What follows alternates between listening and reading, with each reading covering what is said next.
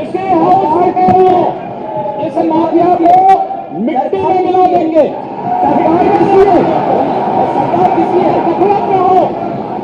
ये माफिया है, इनको मिट्टी में मिलाने का काम करेंगे। अपराधी आप लोग हैं, अपराधी को भी दूर कर रहे हैं।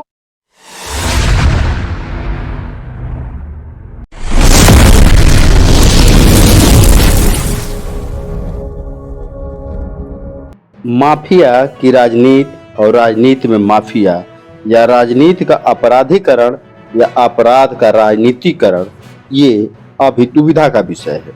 यूपी की सियासत में पहली बार होगा जब लोकसभा चुनाव के दौरान राज्य अधिकांश बाहुबली सत्ताधारी राष्ट्रीय जनतांत्रिक गठबंधन के लिए बैटिंग करते हुए दिखाई देंगे। माफिया को मिट्टी में मिला दूंगा, यूपी विधानसभा में दिए सीएम योगी आदित्यनाथ के इस बयान की क्लिप अक्सर सोशल मीडिया पर देखी जा रही है। इस माफिया को मिट्टी में मिला देंगे। सरकार किसी है, सरकार किसी है, गफलत में हो। ये माफिया है, इनको मिट्टी में मिलाने का काम करेंगे। अपराधी आप लोग हैं, अपराधी को भी दूर कर रहे हैं। लेकिन 2 दिन पहले हुए राज्यसभा चुनाव के बाद बहुत कुछ बदला सा लग रहा है। कुछ माफिया या बाहुबली जो मिट्टी में मिलने के कगार पर थे, उनकी जमीन फिर मजबूत हो गई। राज्यसभा चुनाव और उसके बाद के जोड़ तोड़ ने यूपी के 9 बाहुबलियों को संजीवनी दे दी है।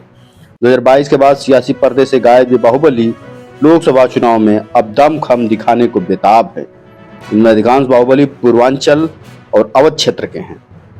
इन बाहुबलियों का अगर सिक्का चलता है तो यूपी की कम से कम 12 लोकसभा सीटों का समीकरण उलट पलट सकता है।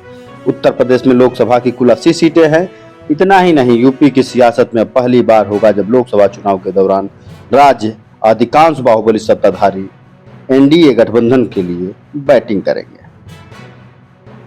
पहला नंबर पर अफजाल अंसारी। पूर्वांचल की गाजीपुर सीट से समाजवादी पार्टी ने अफजाल अंसारी को उम्मीदवार बनाया है। अफजाल पहले बहुजन समाज पार्टी में थे। अफजाल गैंगस्टर एक्ट में दोषी भी पाए जा चुके हैं। हालांकि सुप्रीम कोर्ट से स्टे मिलने की वजह से वे चुनावी मैदान में हैं। अफजाल के भाई मुख्तार अंसारी की गिनती यूपी के बड़े बाहुबलियों में होती है। कोर्ट से सजा पा चुके मुख्तार अभी जेल में बंद हैं। बात अफजाल की करें तो उनके खिलाफ भी कई गंभीर आरोप, मुकदमा कायम है। 2019 के चुनाव में अफजाल ने केंद्रीय मंत्री मनोज सिन्हा को हराया है, जो इस समय महामहिम हैं। गाजीपुर में अंसारी का पलड़ा भारी माना जा रहा है। इसकी मुख्य वजह है, पहला, समाजवादी पार्टी ने 2022 के विधानसभा चुनाव में यहाँ एक तरफा जीत हासिल की थी, और दूसरा, यहाँ अल्पसंख्यक और पिछड़े समुदाय का समीकरण सपा के पक्ष में। ब्रजेश सिंह। गाजीपुर से बाहुबली ब्रजेश सिंह के भी लड़ने की चर्चा है। ब्रजेश सिंह के सुहेलदेव भारतीय समाज पार्टी के टिकट पर लड़ने की बात कही जा रही है।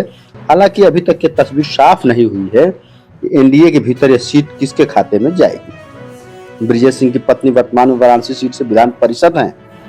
ब्रजेश को मुख्तार का कट्टर सियासी दुश्मन माना जाता है। ब्रजेश सिंह चुनाव लड़ते हैं तो गाजीपुर सीट का सियासी समीकरण नए सिरे से तय होगा। अभय सिंह। गोसाईगंज से सपा विधायक और बाहुबली नेता अभय सिंह ने राज्यसभा चुनाव में पाला बदल लिया है। मुकदमा झेल रहे सिंह अब बीजेपी के लिए काम करेंगे। सिंह जिस विधानसभा से आते हैं वो अंबेडकर नगर लोकसभा में पड़ती है। बीजेपी 2019 और 2022 में अंबेडकर नगर में बुरी तरह से हारी थी। सपा ने इस बार लालजी वर्मा को यहां से उम्मीदवार बनाया है। बात अभय सिंह की करें तो सिंह को यूपी में कभी मुख्तार अंसारी का करीबी माना जाता था। 2012 में मुलायम सिंह यादव ने सिंह को जेल में ही टिकट दे दिया था। सिंह चुनाव जीतने में कामयाब रहे और पहली बार विधायक बनकर सदन पहुंचे। 2017 में बीजेपी सरकार आने के बाद सिंह के बुरे दिन शुरू हो गए। हालांकि हालिया राज्यसभा चुनाव में सिंह की राजनीति को फिर से संजीवनी देने का काम किया। राजा भैया। राज्यसभा चुनाव से बाहुबली नेता रघुराज प्रताप सिंह उर्फ राजा भैया को भी संजीवनी मिली है। रघुराज सिंह को संजीवनी मिलने की 2 बड़ी वजह है। पहला, राजा भैया की पार्टी के पास वर्तमान में 2 विधायक है, और दूसरा, चुनाव से पहले बीजेपी और सपा के प्रदेश अध्यक्ष राजा भैया से उनके निवास पर मिलने पहुंचे। राजा भैया पर कुंडा थाने में हत्या के प्रयास और सीएलए एक्ट में मुकदमा दर्ज है। राजा भैया पोटा कानून के तहत जेल भी जा चुके हैं। राजा भैया को फिर से मजबूती से राजनीति परिदृश्य में आने से कौशाम्बी और प्रतापगढ़ लोकसभा सीट का समीकरण बदल सकता है। पिछले चुनाव में राजा भैया की वजह से ही सपा को नुकसान पहुंचा था। चुनाव आयोग के मुताबिक 2019 में कौशाम्बी में बीजेपी के विनोद सोनकर को 3,83,000, सपा के इंद्रजीत सरोज को 3,44,000 और जनसत्ता दल के शैलेंद्र को 1,56,000 वोट मिले थे। प्रतापगढ़ लोकसभा सीट में ही जनसत्ता दल के अक्षय प्रताप को 46,000 वोट मिले थे।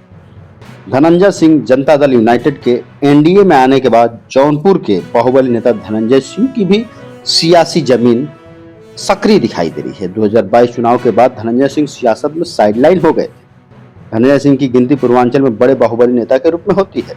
चुनावी हल्फनामे के मुताबिक धनंजय सिंह के खिलाफ 10 एफआईआर रजिस्टर्ड है।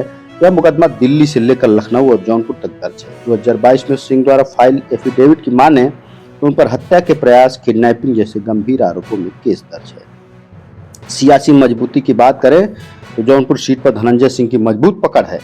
वे 2009 में यहाँ से सांसद भी रह चुके हैं। 2022 में मल्हनी विधानसभा से धनंजय को 79,000 वोट मिले थे।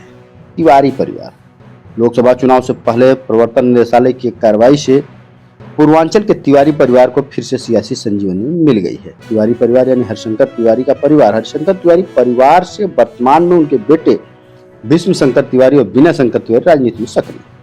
तिवारी परिवार का पूर्वांचल के बांसगांव, गोरखपुर और संत कबीरनगर सीट पर दबदबा है। ये तीनों सीट वर्तमान में भारतीय जनता पार्टी के कब्जे में है।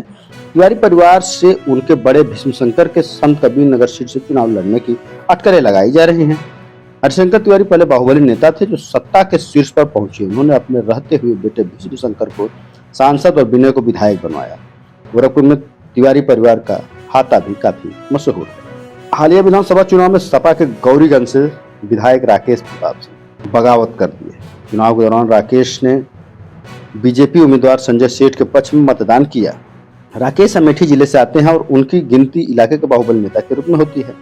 चुनावी हल्फनामे के मुताबिक राकेश पर 2022 के चुनाव तक 4 एफआईआर दर्ज हैं। यह मुकदमा सुल्तानपुर और अमेठी के अलग अलग थानों में दर्ज है।